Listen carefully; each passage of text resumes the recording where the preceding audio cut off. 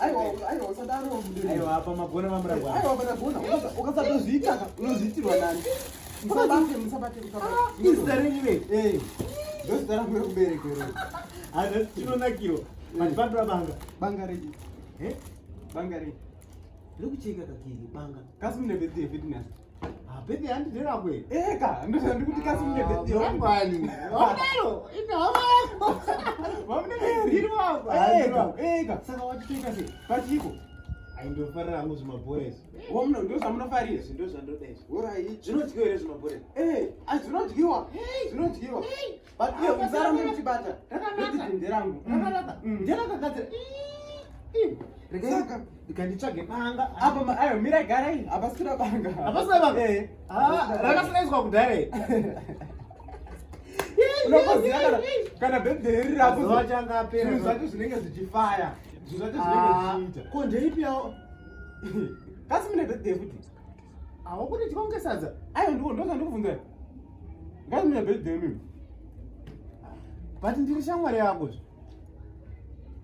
asi amuna birthday saka ko banga zvaro banga rei banga ndiani ndomadyira chekeke racho aya nderanguka ari birthday rangu shamwari saka zikeke reseri zikeke rako ndanamira kuti maijoyi vaite ti maijoyi ti yacho no yangu vaiko iye hamusadaro it's nice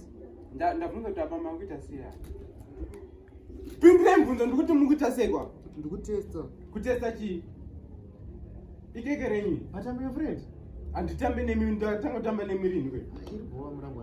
ane birthday party ndipe kuno chigubu changu apa ndada kutongoendea kunoenda kubhawa wako munofara kubhawa ndada kutongonzwisawo ndiani akagadzira keke akagadzira keke kuita sei rose keke ibhai panapa ani rose ibhai vatongovandinyima kana amira ndikupe izvi handizokunyima ndikazokunyima undipaka bhora chatoita sei iwo wanyasonyobhora she yako wanyasonyobhora she yako mari but iwo wanyobhora she yako zvakanaka ndipo ndikazokunyima here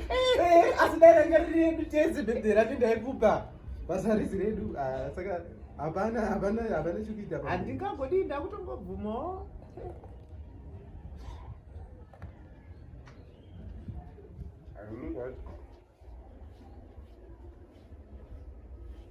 it's fine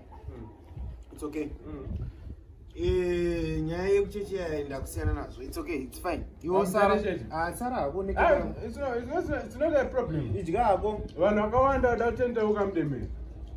upenyu hwangu hwokufamba